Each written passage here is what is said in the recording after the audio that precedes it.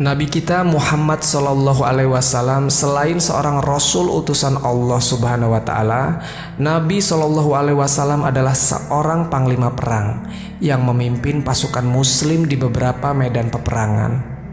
Karena seorang panglima perang, maka pastilah Nabi Sallallahu Alaihi Wasallam memiliki pedang sebagai benda yang digunakan untuk menegakkan agama Islam dalam medan peperangan. Dikisahkan Nabi Shallallahu Alaihi Wasallam memiliki beberapa pedang. Ada riwayat yang menyebutkan Nabi Shallallahu Alaihi Wasallam memiliki sekitar 9 pedang, dan masing-masing dari pedang itu memiliki nama. Yang paling terkenal dari semua pedang Rasul adalah pedang Zulfikar.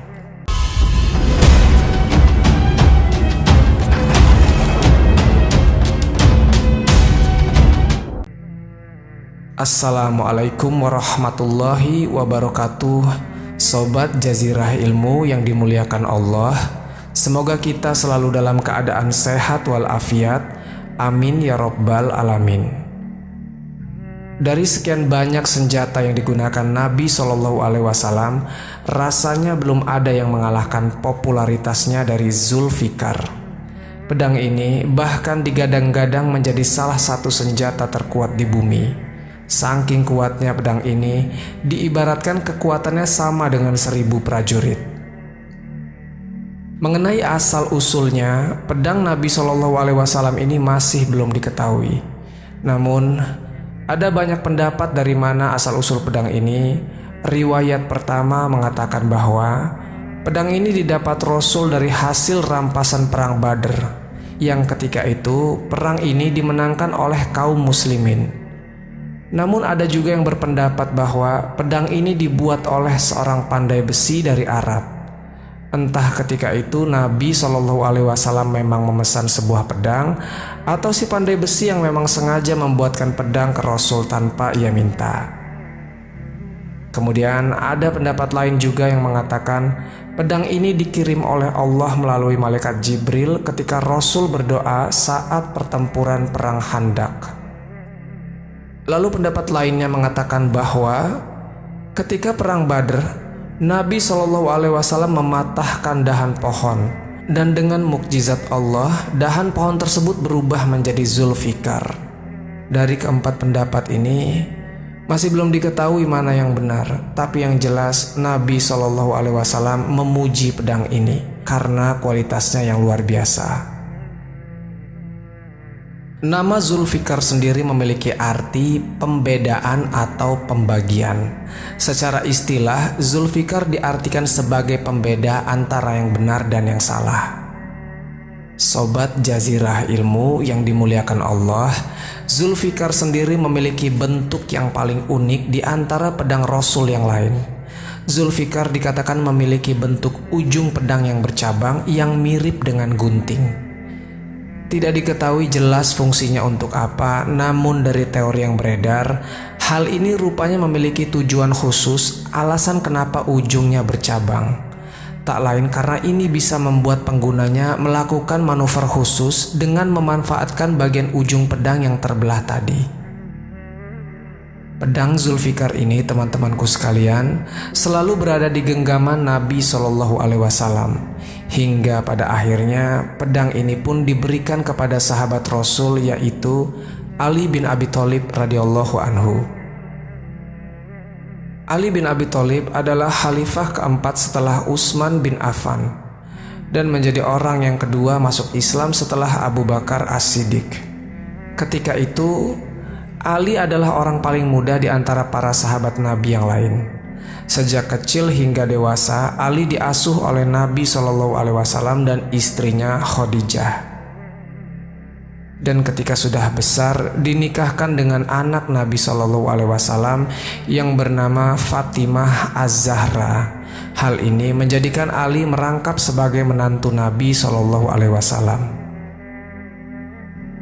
Kita kembali lagi ke kisah Zulfikar dan Ali bin Abi Thalib. Ketika itu pedang Zulfikar ini berpindah pemilik setelah Nabi Shallallahu Alaihi Wasallam memberikannya pedang ini kepada Ali. Karena Nabi Shallallahu Alaihi Wasallam melihat bahwa pedang milik Ali patah, Dan tatkala ketika pedang ini berada di tangan Ali, kekuatan pedang ini makin tak bisa tertandingi.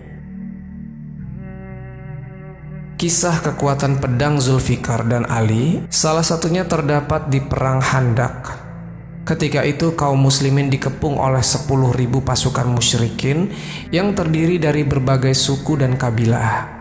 Nah, pasukan 10.000 ini diperkuat lagi oleh kaum Yahudi Bani Quraidah, yang ketika itu mereka mengkhianati perjanjian perdamaian dengan Rasul.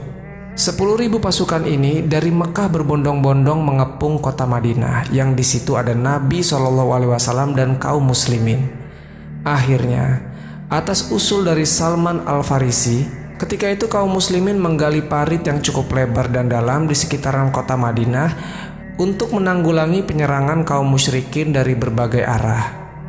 Di barisan kaum musyrikin ada seorang ksatria tangguh bernama Amr bin Abu Wud al-Amri.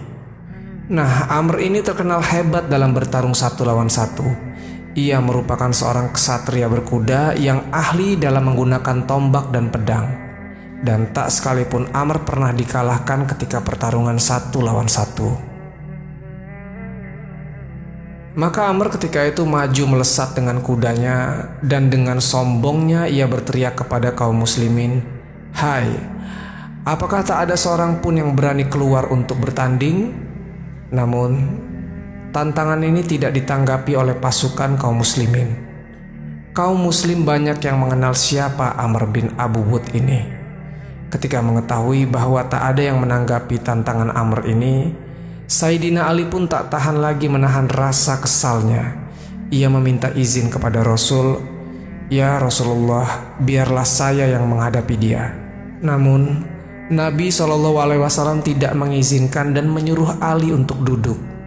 Karena Nabi SAW tahu benar Amr itu seorang pendekar yang berpengalaman, sementara Ali adalah seorang anak yang masih sangat muda ketika itu. Tak lama dari itu, karena tak ada tanggapan dari kaum muslimin, akhirnya Amr kembali menantang kaum muslimin, dan ia berteriak, "Mana itu surga yang akan kalian masuki bila kalian mati terbunuh, hah?" Mendengar tantangan kedua ini, kaum muslimin tetap tidak berani menanggapi, kecuali Sayyidina Ali.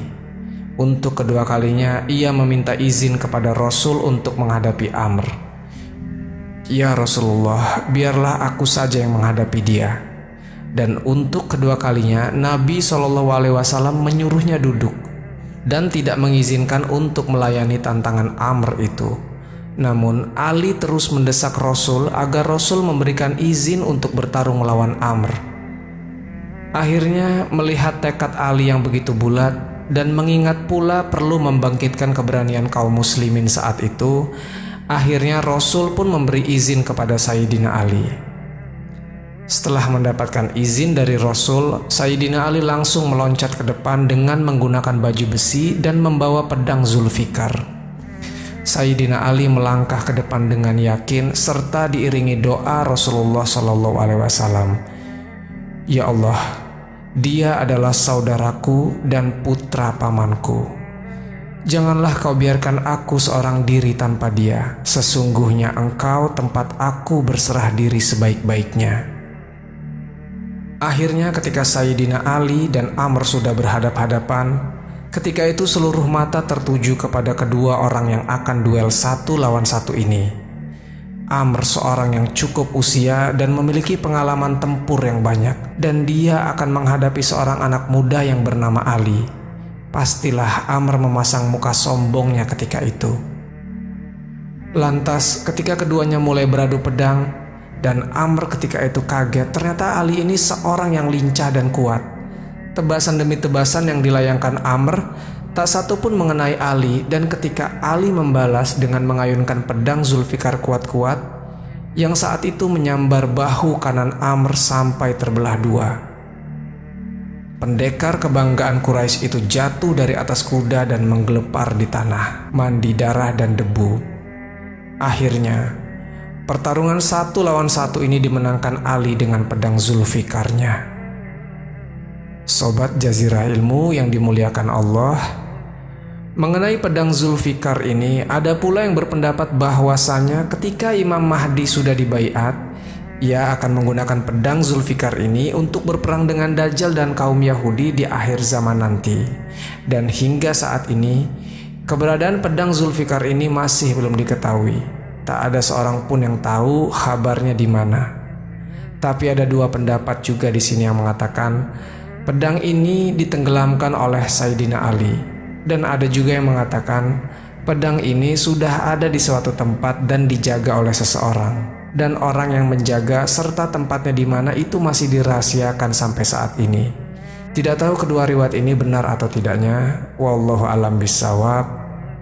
Jadi itulah kisah tentang pedang Zulfikar. Semoga kisah ini bermanfaat. Lebih dan kurangnya mohon dimaafkan. Yang benar datangnya dari Allah Subhanahu wa Ta'ala. Khilaf atau keliru itu datangnya dari saya pribadi sebagai manusia biasa. Sampai ketemu di kisah-kisah seru yang penuh makna selanjutnya. Saya akhiri. Wassalamualaikum warahmatullahi wabarakatuh.